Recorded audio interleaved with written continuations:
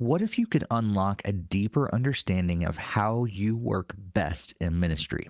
What if there was a simple tool to help you and your team thrive instead of just survive? In this episode of Student Ministry Connection, we're talking with veteran youth pastor and ministry coach Derry Prenkert about the power of ministry coaching, the Working Genius Assessment, and how these tools can help you lead with greater clarity and confidence.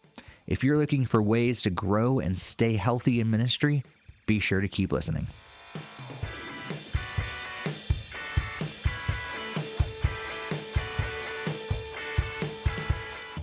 Welcome to Student Ministry Connection, a podcast for student ministry leaders who want to connect and grow.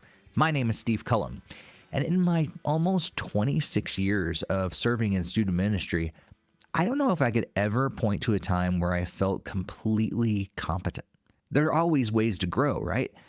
And yet, God has called us to lead.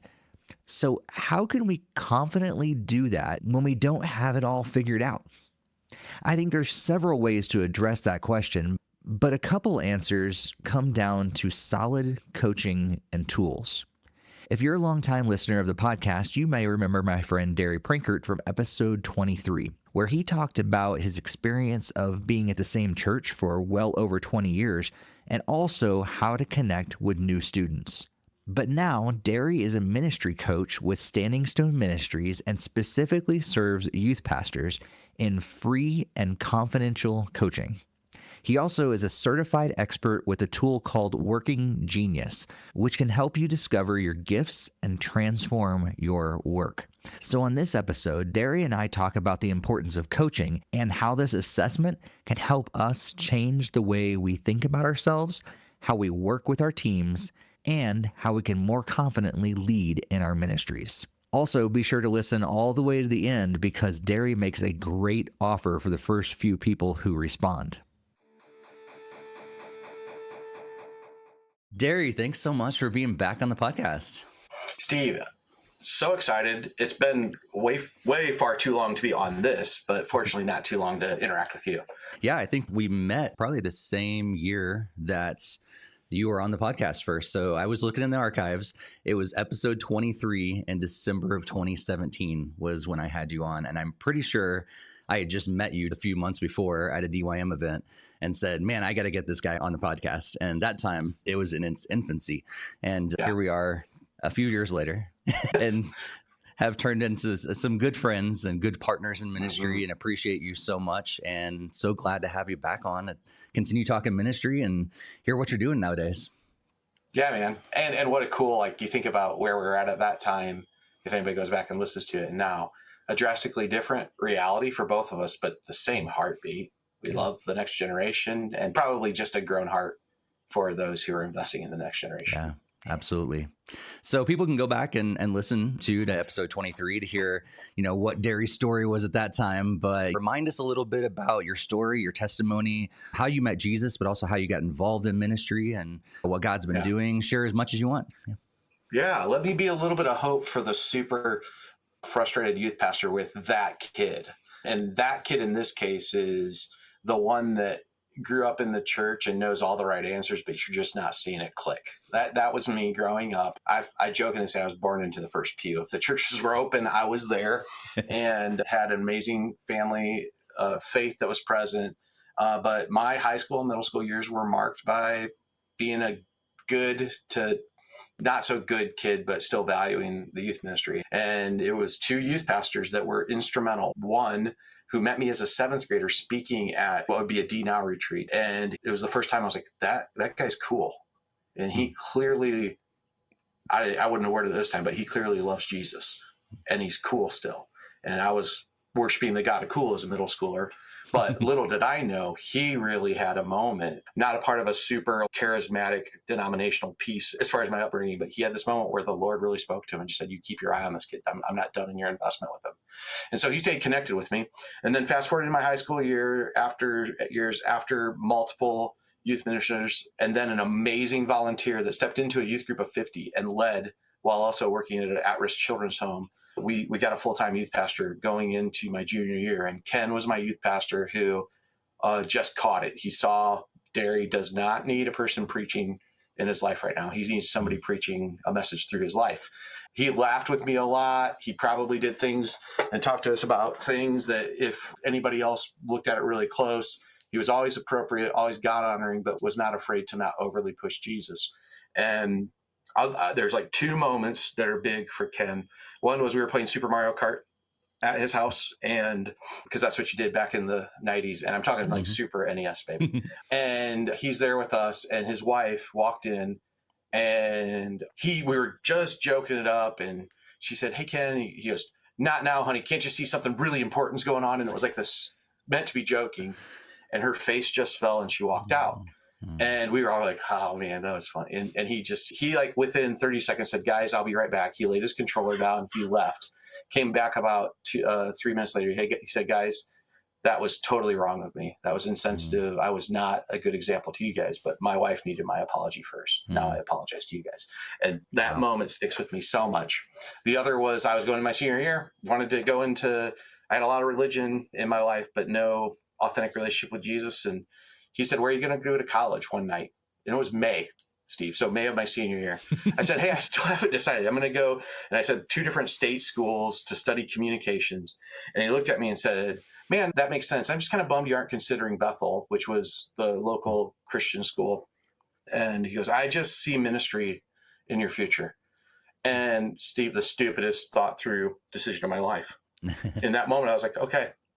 Like, I still don't know why I said it, but I literally in that moment said, "I think I will go to Bethel." I respected him that much. The Holy Spirit stepped in, and now let's go really fast. I get to Bethel. I encounter Jesus in a radical way on September 20th of 1995. Really fun thing. I'm reorganizing my office, and one of my really good friends, I forgot, one of the coolest gifts I ever got. You can see this. It's an audio tape. That is the message from the guy that preached on the morning I went forward and made a public confession. Wow. That's the kind of friends you want to have, right? So thanks for that. That's really cool. That it was all or nothing. And it was clear that within months, God had just blazed on this heart to invest in the next generation. So that first guy that met me as a 7th grader happened to be interning or leading at one of the larger churches that did a lot of internships with the school I was at. And he came to me and said, "Hey, I know you're in your freshman year. When you finish it up, let's talk." And he offered me an internship. And I started interning my sophomore year of college. And by my junior year, I was almost bivocational, leading the middle school ministry while taking my classes. And he just began to hand the reins over. And he said, he again had this moment going into my senior year. He saw me on stage one day and was like, this is the guy that I'm going to keep working with. And so they offered me a job. And I stayed there for 23 years total. That's where I just traditional youth pastor in a town, which, by the way, was a half mile from the high school I graduated from. And I got a chance to just go through ministry. And then in 2019, we left not hurt. It actually really hurt to leave, but God really made it clear and called us down to Kentucky to a little tiny church called Southeast Christian, massive mega church. Kyle Eidelman's the pastor there, and moved right in the midst of COVID and led a student ministry there for 3 years before God then put me where I'm at now and what I do with Standing Stone. So that's kind of like the very quick version of this whole journey. And I should say, because it's dumb not to say it, I met my wife in 2000. I met my wife in 97. We were married in 2000. Janelle and she was not called to marry a youth pastor. She was called to ministry and just decided to marry a youth pastor and work together in that. We've got 4 kids who none of them share the same DNA because 3 are adopted, 1 in-state, 1 out-of-state, 1 international, 1 biological. And so my classic joke is we've got Jerusalem, Judea, Samaria, the ends of the earth right in our home. And so my ministry life is a big part of that. Wow. That's awesome. Man, there's probably so much we could go into just with that alone. But I just think it's funny that, your wife married into youth ministry. My wife is very similar. She actually told herself that and told God that she didn't want to marry a youth pastor. And then she met me. So that's fun. And now she screw that up. I know. No, that's awesome. So after 26 years? 26 years almost in an intern or pastoral role inside a local church in youth ministry. So then you stepped out of traditional youth ministry and now have been working with Standing Stone for a few years. So what's that look like as you're entering into it? And it was kind of you trying to find your lanes and all that stuff. But I feel like you're almost firing at all cylinders now as Standing Stone. So what's that look like? Yeah, man, getting really close. And a shout out to Mr. Todd Peerage, who's been on here a few times. He was my entry point as I just watched this guy who had worked through so much his own journey with finding health in the midst of church hurt and saying, I'm going to pay this forward. And I really sense a shift in my call on my life. It's not out of youth ministry, but it's into youth ministers. Same thing for me. My work with Standing Stone ministry, I would call it a very much an umbrella ministry in some ways of National Youth Network and youth ministries, but our heartbeat is a healthy church in every community across the nation, and that happens through having healthy ministers. And so we're a collective of licensed counselors, people with just lots of experience in ministry, retired pastors, pastor spouses, people that just have this heartbeat and knowledge toward the church that are available to meet with ministry leaders so they can experience health. And the key words to that are confidential and free. We're a ministry that operates where all of our services are free in nature and they're confidential. We want to be a safe space. For me, if you listen to my story, you don't last for 23 years at a place if you're not a part of a healthy organization. There's no way it was all about me. In fact, I think I was much more of a victim of my circumstances. And this is a pay it forward ministry for me. I had mentors in my life. You heard about a couple of them. I could go through so many who gave me the grace and space to grow and taught me things. And in times of loneliness, I knew both in my community, in my church community and outside. And I know that that's not always the case for youth pastors. So at the core for me is I look at three categories. Those that are getting started, just looking and going, and they're humble and smart enough to know I don't have this all figured out. I need some help. Those that are stuck, meaning it's just something new's come along. It's not like the sky is falling, but it feels like it could be soon. And I just need a space to think and process.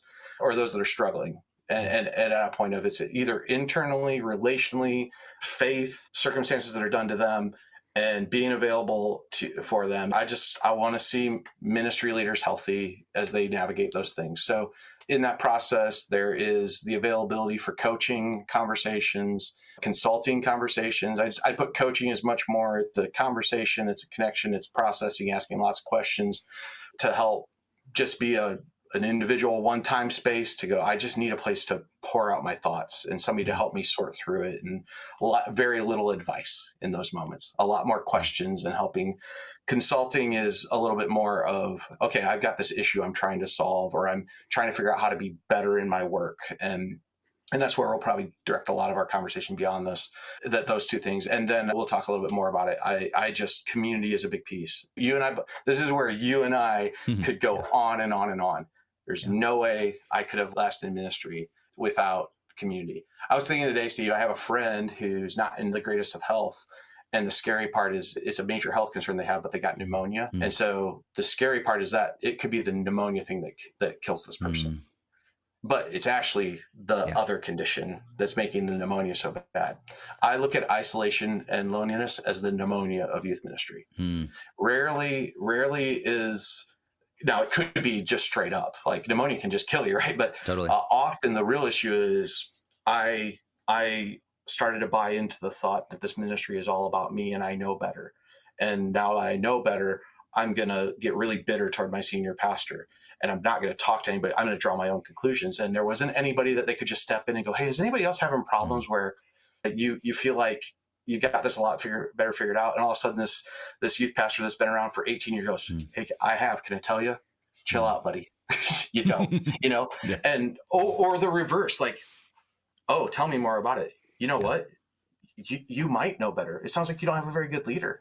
It might be good for you to get out of here versus trying to solve it. So in the isolation and loneliness, and we could go through that's just so big. So much like you're on the grounds doing this like communal, like get people in networks.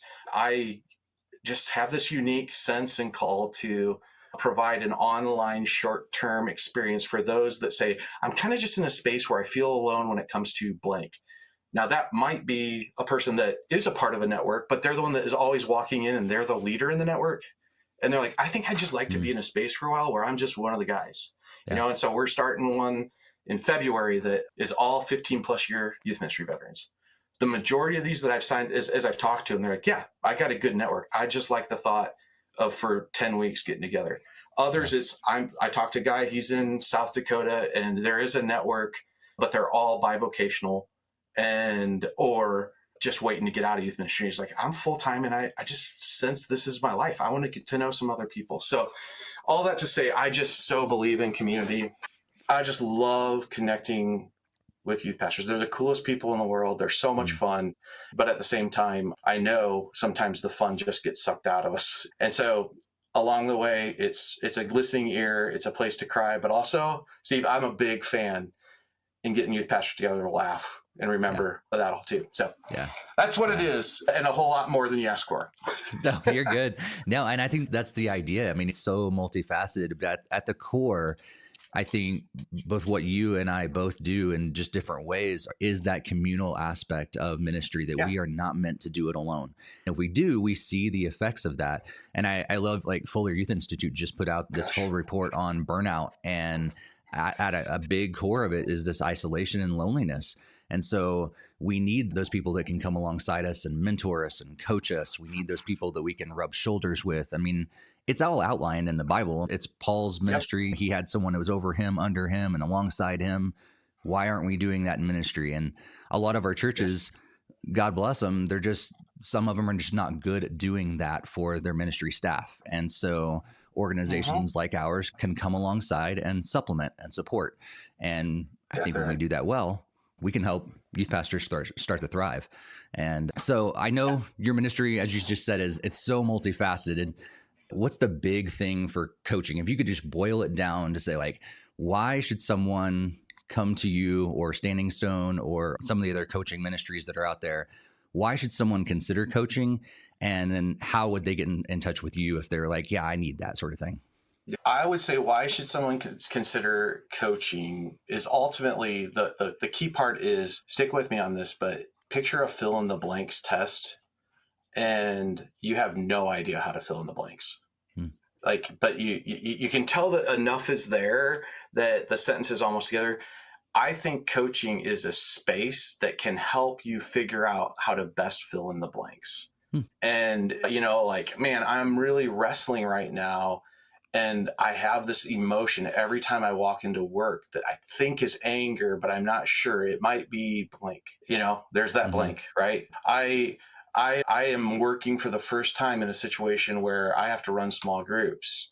I think a really good structure might be to run it by grades and genders, but has anybody ever done, there's a blank in there, right? Like, so coaching is, to me, it can be as simple. There's a lot of people like, no, coaching is specifically this. And I respect everybody that does that. It's ultimately somebody who cares enough about you to help you discover what's going on and make sure you can own it, but provide you insight, right? And that insight might be through asking the right questions to get you to process, being aware enough. Steve, I love what you do. You're on the youth ministry Facebook communities. And I would say those are great places to go to get examples and maybe advice. I take that back. I don't think it's a great place to go to get advice. You might be able to get examples, but the problem is youth ministry is such a contextual thing. There are great principles, but to have somebody that is listening and either knows your context or is aware enough that every context has some nuance to it to help you think through, to listen, to give you feedback. And so I'd say that's the piece of it. And we'll talk about working genius here in a second. There's an invention and discernment piece to me. So when you're going to talk to me, I'm not going to be short of ideas, but I know when I'm coaching, I need to shut up with the ideas. And especially, you'll hear a lot from me. I think I hear you saying the following. Tell me if that resonates with you. I think I just heard this theme. I don't know if you're catching it. And if I'm right in that, what could be going on? Just had a meeting with somebody this morning who's working through a lot of anger issues. And our breakthrough moment was, how much of your anger is tied to the actual situation we have? Tell me what else you're angry about. And all of a sudden he's like, oh my gosh. Yeah. Like there's a different thing. I don't even know. You're right. I need to discover that. So all that to say that. So to get in contact with me, derry.prenkert@standingstoneministry.org is the longest email address in the history of emails. But you can do that. I'm on Instagram, just at Derry Prenkert, which is DerryPrenkert. And you just reach out to me, send me a direct message, and we can connect and see. And honestly, Steve, I love to meet with people, but you know what? Like my favorite thing in the world is if somebody starts talking through my situation and I'm saying, you know what? You're in middle school ministry. I want to connect you with my friend Ronald Long. I think he could help you even more in this. Or, oh, you're making the move from youth pastor to senior pastor and there's a little bit of a crisis. I want to connect you with my friend Timothy Miller because he did that and he's a little bit, so it may not be me, but I love connecting. Yeah, that's awesome. You mentioned that one of the newest tools that you recently put in your tool belt with consulting and working through the ins and outs of ministry. Like, let's figure out how you work and everything. I know you've recently been certified in Working Genius. So what's Working Genius all about? Then we can dig into how it can help people. Yeah. Yeah. And I can get so giddy on this. So we're going to try to do a really quick flyover. And let me start by saying, whether you're, disc personality, strength finder, tools are tools. And sometimes that's all they are. But there's something unique that's happened with this one. Working Genius is something that the Table Group put out. The Table Group is led by a guy named Pat Lencioni, who definitely helps good organizations become more, even greater, and individuals to learn how to work in team. And so the first thing up front to say about this is a lot of the profiles and assessments, their personality. This one's not about personality, it's about productivity. The idea in Working Genius is like, where are you at your best in getting work done? Where are you okay? And where do you really struggle? That's the big idea with it. But what's really interesting about this one is that there's an individual piece and a team piece to it. And I'm going to read this because I am still trying to get it memorized. But Working Genius model gives individuals immediate clarity on where they thrive and struggle in getting work done. So you take this 15-minute assessment, you look at it, you read through it, and you go, so I thrive at this point in getting work done. I come alive. I'm Captain America. I could do this all day. Then here's the spots where you're like, no, kill me now. like I just can't do this. Not, don't really kill me now. But like, can I delegate this? Do I have to? It's immediately, and it shows how it works in the workflow. Then on teams, it helps teams discover ways to position themselves for maximum joy and effectiveness. Because Steve, your Working Genius mix is different from mine. And so if we're on a team together, there may be places where I get frustrated that you come alive or vice versa. But the trick is we automatically assume everybody loves the part of the work the same as we do. Yeah. And to pause right here, if any youth pastor, this might, especially if you work a volunteer team, this has been a cool one, helping youth pastors understand when you say, oh, I don't want to ask them to do that because I hate I hate doing it so much. I don't want to put that burden on them. That's actually flawed thinking the Working Genius can help you figure out, because there actually might be somebody that really loves hitting deadlines and putting all the details together, but you hate it because it's not your genius. And you're thinking you're saving people hassle, but you're adding stress to yourself and not letting somebody who's incredibly gifted by God to do the work, to bring them in and let them do it. So that's kind of like the personal side of it. Ask me where you want to go from there. Yeah, I think that's so cool, because I think as I've understood, like with Working Genius, but several others, I think one of the hidden secrets is what you were just describing. It's not just understanding ourselves, but the team that we're working with, and what that environment is like. And the better that I can understand not only myself, but I can understand the people I'm working with, whether it be volunteers or staff people, like that environment can be so much better. But also, the better I understand myself, I can explain why I think this way or why I am this way. And I think what you and others have helped me understand too is that's not necessarily a flaw. Sometimes I think it's a negative about me, but you can say, this is just how I'm wired, and that's okay.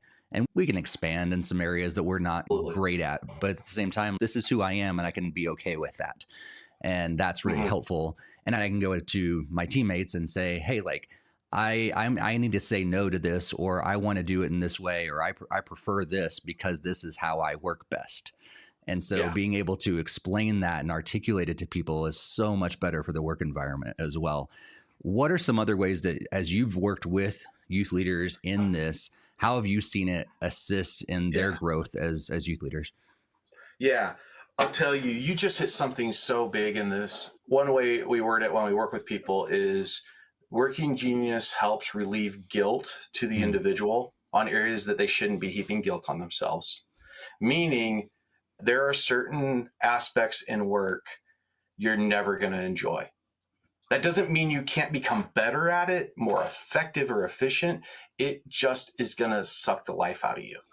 And then there's other aspects where joy comes. That's all Working Genius is showing you. Think of it as a ranking, not a rating, meaning it's ranking where your joy comes and where you come alive versus other places, not a rating at how good you're at it. You actually might be a genius in invention, but you might actually be kind of cruddy at it because you love ideas, but you've never honed your ideas. Or you might be amazing at coming up with ideas, but it takes you 3 times longer than it takes me, who that's one of my geniuses. Moments you're like, I'm supposed to be good at blank. In fact, probably if you're to look right now, anybody that's listening to this were to look and say, what's an area of your work where you go, I know I should be better at this, but I'm not. I'm amazing at starting stuff, Steve. Period. Like I have so many things and there's really 3 aspects to work getting done that Working Genius does. And I'll pause there because I think that'd be important. There's what's called the ideation phase, where you're pondering what potential there could be and then coming up with ideas of how to address issues or opportunities. There's the activation phase, where you take those ideas and say, what's the right one? And then I'm going to rally the team around that. And then there's the implementation phase, where it's taking and saying, okay, so this was the refined idea that's come up with a plan. And here's how I need to do what needs to be done. And then here's the deadlines to do it, right?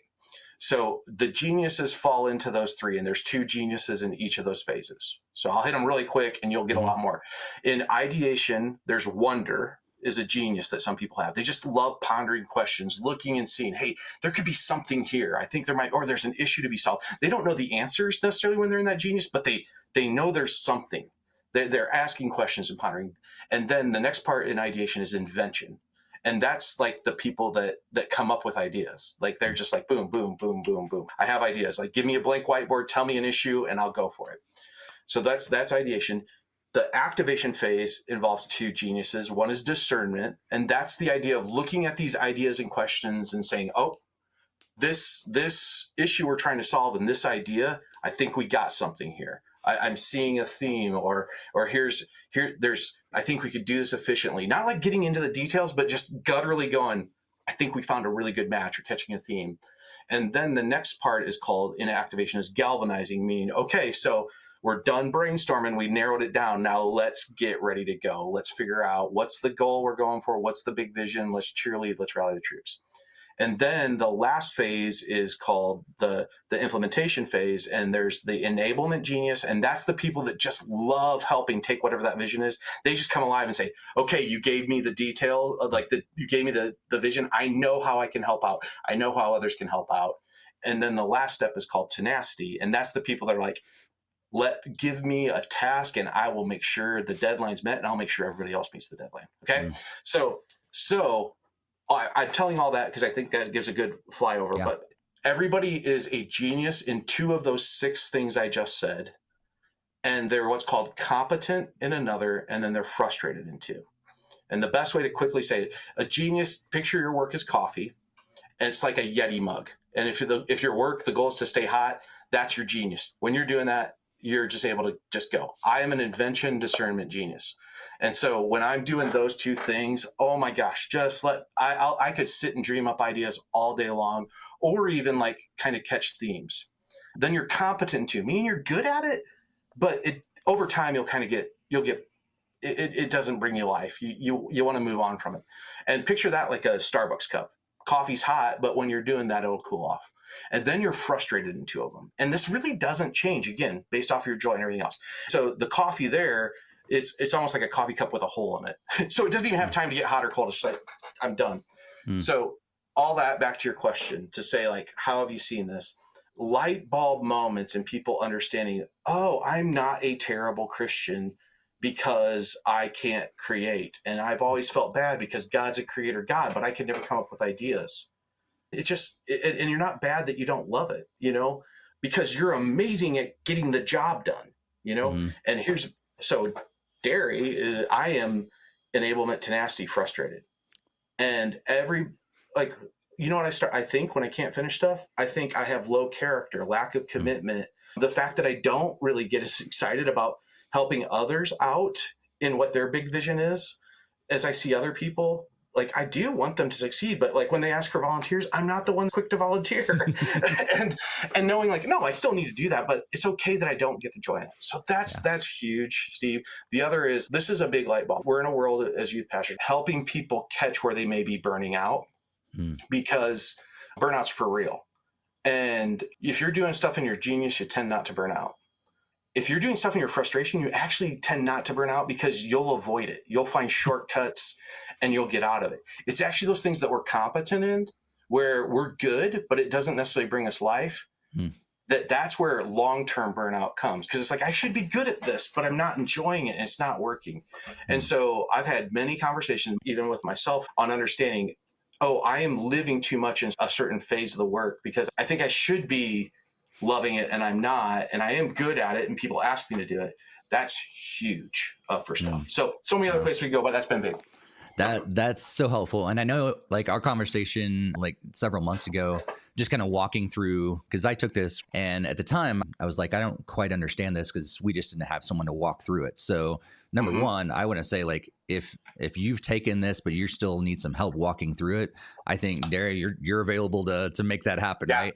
And let's grab 30 minutes and I could walk you through your results, ask you some questions, help you think through some stuff. I love doing it. Because that was so helpful for me, because I think looking at it sometimes just by words alone, you're like, I don't know if that describes me.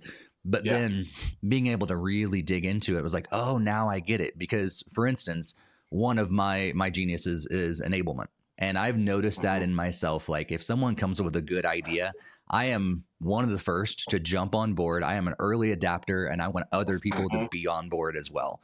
But I also realized I really enjoy the brainstorming, the coming up with solutions and stuff. But invention is not one of my geniuses. It's one of my competencies.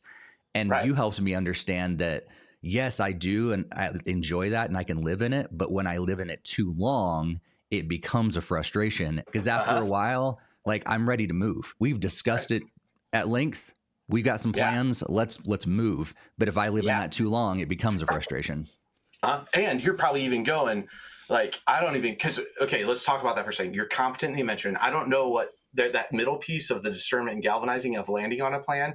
I don't know where you land on that, because, but I know because your enablement, you might even get yourself so frustrated. You want to jump past the making sure it's the right idea and everybody's on the same page. Just tell me how I want to help, and because that's where you're going to want to live. And so that's what's really cool about this model. That's where it can move over into some of the team stuff too, of understanding, if I live this way, and it goes back to what we were just talking about before, Steve, on why youth pastors can't go alone. Like you can borrow from others' geniuses for a short amount of time.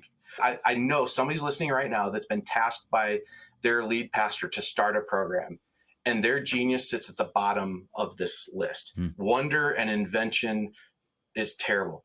That's why they need to go call somebody that is an invention genius. Say, hey, can I just borrow your inventions for a moment? Like I got to start a student leadership and I don't even know where to start. And all of a sudden this person like can go, well, I'd be asking this question.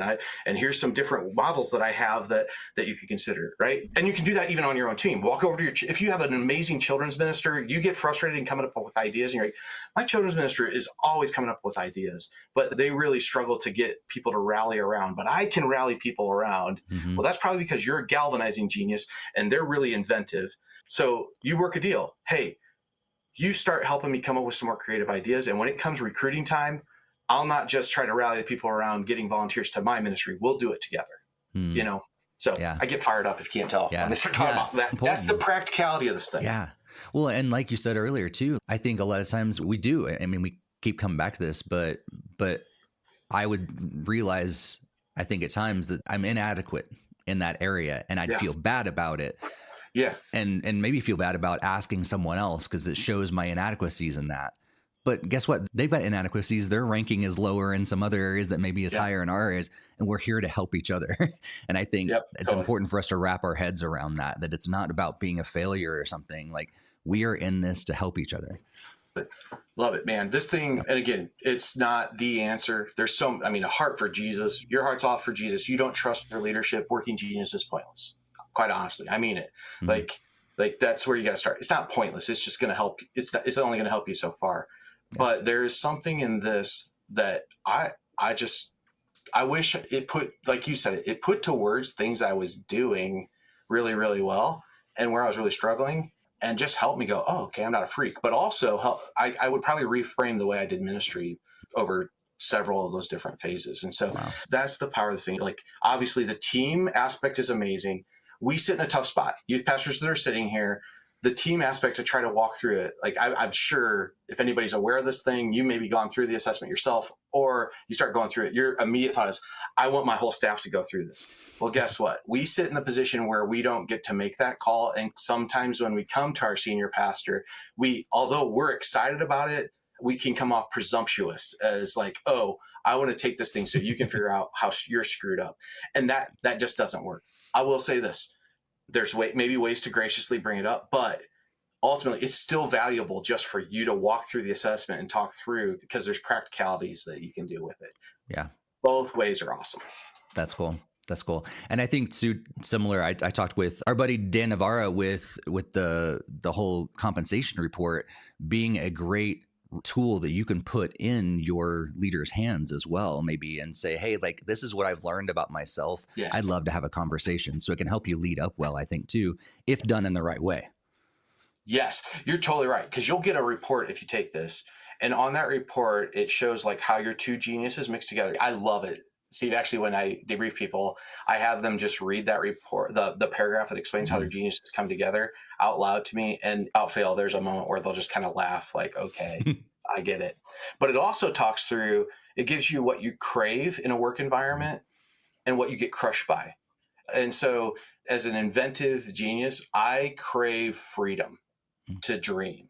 And I get crushed when I get too much constraint. So where I get told it has to be done this way, it just crushes me, right? As a discernment genius, like, I crave the opportunity for feedback, and I get crushed by anybody saying, prove it. Because gutturally, I just sometimes know, I think I found something here. I can't prove it. I can, but I can't, you know? So everybody has those things. So now picture that. I'm aware of that now. Like, wait a minute. I sit in a youth ministry world where I'm going to have times that I'm told I have to do things. And so I'm going to feel like I'm being in constraint in a way that others might not. And I need to stop and recognize this might not be constraint. This might just be the reality, and I'm okay. Or with somebody saying, prove it, like, hey, I do need to like show that this is credible. Or when I give it to my boss and they understand, oh, Derry is such like an inventive person that in the times where I can just let him cook, I need to let him cook, you know? If I can do that, I need to be cautious of it. So it creates a good language. And even to come back, and I've done this with people since I've taken it. Hey, I think I probably misinterpreted this, but it felt like the fences got tighter than they need to be, you know? Yeah. So that's the beauty in it, right? You give that to your senior pastor, not to say, let's all do this. Hey, I want you to see this. This really made some things that made sense to me. That's been a valuable thing. Cool. And again, like you said, it's just a tool. It's not the tool, but it seems like a fantastic tool to help. And it's helped you, and it's helped so many. It's helped me as well.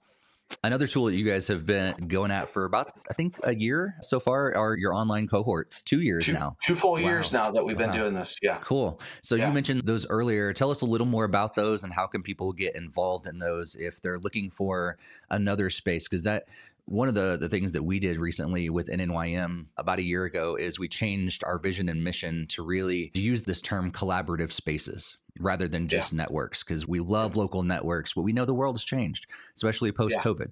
So there's other spaces that we can get in, and as long as they're collaborative spaces, we are championing in those. And so I think online cohorts are another collaborative space where we can support each other and we don't have to be in the same place. So what do these cohorts look like, and how can people get involved? So it's called the Youth Ministry Leader Cohort. It's ymlcohort.com is where you can go to kind of see what we're doing there. And there's 2 parts to this I want to be really clear on.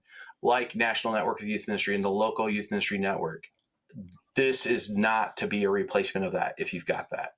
There's also cohort experiences out there by guys like Mark Ostreicher, who are comprehensive 1-year, multiple retreats that cost a significant amount, and they're worth every single penny.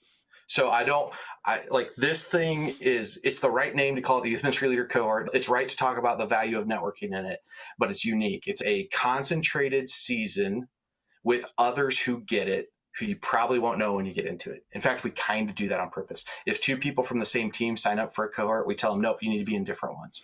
Because the idea is this is a safe space to get to know some people, to learn, but also for those that are just like, I don't have a network. I don't have the money that I can afford this whole thing. And we market by, I would say the biggest word is conversation. There's facilitators, not leaders. And myself and a crew of others, Todd Peerage, Ronald Long, these are names maybe some people know from here. Nick Clayson, David Reed is jumping in with me now. Andrea Miller, my wife, Maddie Trapp. Steve, you're the first time telling this. We're about to release the first ever all women youth ministry leader cohort that my wife, Janelle, and Maddie are going to lead together. And I'm so jealous. I don't want you to be a part of it because it's going to be the most fun cohort that ever happened. It's going to be awesome. So it's about conversation. There is content. We bring guests on, high quality guests to talk about stuff, but it's also about a safe space. One guy said it really well. There was something about 10 weeks of having the gift of a protected call. So it's a 90-minute, once a week call over 10 weeks with 2 weeks off, where you're getting together with a group of 7 to 12 who've committed to walk during this time. And in that time, we laugh a lot. We reflect on who Jesus is. We go through a devotional, but it's through the lens of a minister and a ministry leader. We have space sometimes where just anybody have anything they're just walking through that they want to kind of work in a collective space on. And then we bring on guests and talk through content, with the whole goal being a community that can form. And then out of that, what tends to happen is that group text stays. And so there's, although we're done, there's still the check-in, or there's I met Mike, who's up in Michigan. He's been a youth pastor for 20 years in an associate role. And I'm being asked to step into a little bit more of an associate role, but I want to step out of youth ministry. I'm going to reach out to Mike. And I now know he's there. So it's creating those connections. And the cohort that I'll be meeting with tomorrow literally has all the, what do you call it? Not continental United States. Hawaii and Alaska's time zones are represented, but all the other ones are. There's literally somebody that's all the way over on the west to the east. And so it's a unique thing in that. And I think that's beautiful. Like, there is awesome and local, but there's also about connecting with others. And so we are actually, by the time this gets out, we'll have 4 that are kicking off in March. You go and you apply. It's completely free. And we have some amazing donors who believe in the church and believe in youth ministers and recognize that cost can be a prohibiting factor, and they don't want it to be. And so we're going to give you what sometimes could cost $300 to $500 for absolutely free. And you're going to get experienced youth ministers, fellow peers, and you're going to get a lot of sweet resources too, by the way. So with awesome. Working Genius being one of them, Steve. We cool. Go through, that's a part of it for anybody that hasn't done it. And we usually will do, if enough in the group haven't done it, we'll do a session where we dive in a little bit more on it. So, and can I just throw something out? Because I want to make sure, I don't know if you're ready to close down. I want to do this. The first 10 people that reach out to me, if they haven't done the Working Genius, that just say something like code words, Steve's the coolest, or student ministry connection rules, but they reference that they saw this, I'll give them a free assessment. Because again, I have somebody that knows the value of this, who's provided me a stock of some free ones, and I'll give them a free assessment and a free debrief on that.